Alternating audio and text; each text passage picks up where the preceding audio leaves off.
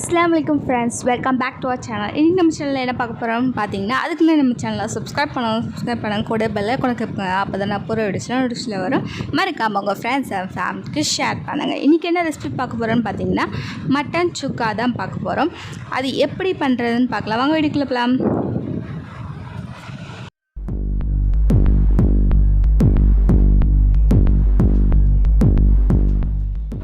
First நம்ம mutton சுக்கா பண்ணுறதுக்கு இந்த மாதிரி மட்டனை மஞ்சத்தூள் உப்பு போட்டு குக்கரில் 7லேருந்து 8 விசில் போட்டு நம்ம வேக வச்சு எடுத்துடலாம். தேவையானதெல்லாம் நம்ம எடுத்து வச்சிடலாம். வெங்காயம் தக்காளியில் எடுத்து வச்சுருக்கேன். அதுக்கு ஃபஸ்ட்டு ஒரு பேனில் எண்ணெய் 2 ஸ்பூன் ஊற்றிக்கோங்க. அது கூட நான் சின்ன வெங்காயம் மீடியம் சைஸ் வெங்காயம் 2 பண்ணி எடுத்திருக்கேன். நீங்கள் 2 எடுத்துக்கலாம். உங்களுக்கு சின்ன வெங்காயம் வேணுனாலும் எடுத்துக்கோங்க, அதுவும் டேஸ்ட்டாக இருக்கும். நான் மீடியம் சைஸ் வெங்காயம் எடுத்திருக்கேன் பெரிய வெங்காயத்தில். அது நல்லா மிக்ஸ் பண்ணிக்கோங்க. வெங்காயம் கோல்டன் ப்ரௌன் கலரில் வந்ததுக்கப்புறம் 2 தக்காளி வச்சுருக்கேன், அதையும் நம்ம போட்டு நல்லா மிக்ஸ் பண்ணிக்கலாம். ஸோ இது ரெண்டுமே நல்லா வதங்கி வரட்டும். வெங்காயம் தக்காளி நல்லா வதங்கட்டும். ஸோ அது நல்லா வதங்கினதுக்கப்புறம் இஞ்சி பூண்டு பேஸ்ட் 2 ஸ்பூன் வச்சுருக்கேன், அது போட்டுடலாம்.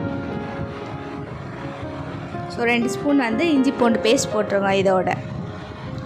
இது இஞ்சி பூண்டு பேஸ்ட்டோட வாசனை போனதுக்கப்புறம் இப்போ மசாலா ஆட் பண்ணிடலாம்.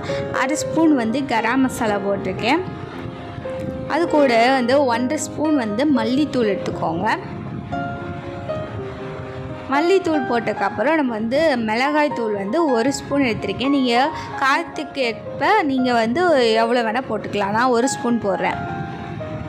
அப்புறம் உப்பு சேர்த்துருங்க. உப்பு ஆல்ரெடி நீங்கள் வெங்காயத்தில் சேர்த்துட்டாலும் பரவாயில்ல, இப்பயும் சேர்த்துக்கலாம். இது தண்ணி ஊற்றிக்கோங்க கொஞ்சம். நம்ம மட்டனை வேக வச்சது தண்ணியை நம்ம இதில் சேர்த்துருக்கோம்.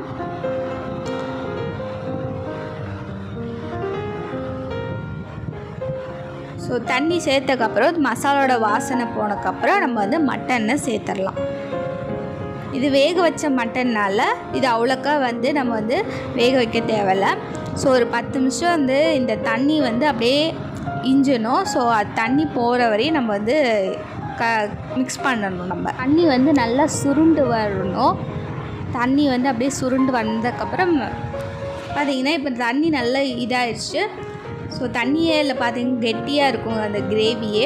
ஸோ இப்போ கொத்தமல்லி தழை போட்டு நம்ம சர்வ் பண்ணிடலாம். இந்த மாதிரி மெத்தடில் பீஃபு சிக்கன்லாம் செய்யலாம். மட்டன் சுக்கா ரெடி ஆகிடுச்சு. கண்டிப்பாக வீட்டில் ட்ரை பண்ணி பார்த்துட்டு கமெண்ட் பண்ணுங்கள். மறக்காமல் நம்ம சேனலில் இன்னும் சப்ஸ்கிரைப் பண்ணாதவங்க சப்ஸ்கிரைப் பண்ணிவிட்டு பாருங்கள். கூட பெல் ஐகானை கிளிக் பண்ணுங்கள். ஒரு வீடியோஸில் நோட்டிஃபிகேஷனில் வரும். மறக்காமல் உங்கள் ஃப்ரெண்ட்ஸ் அண்ட் ஃபேமிலிக்கு ஷேர் பண்ணுங்கள், லைக் பண்ணுங்கள். தேங்க்ஸ் ஃபார் வாட்சிங் மை சேனல் கைஸ். பாய்.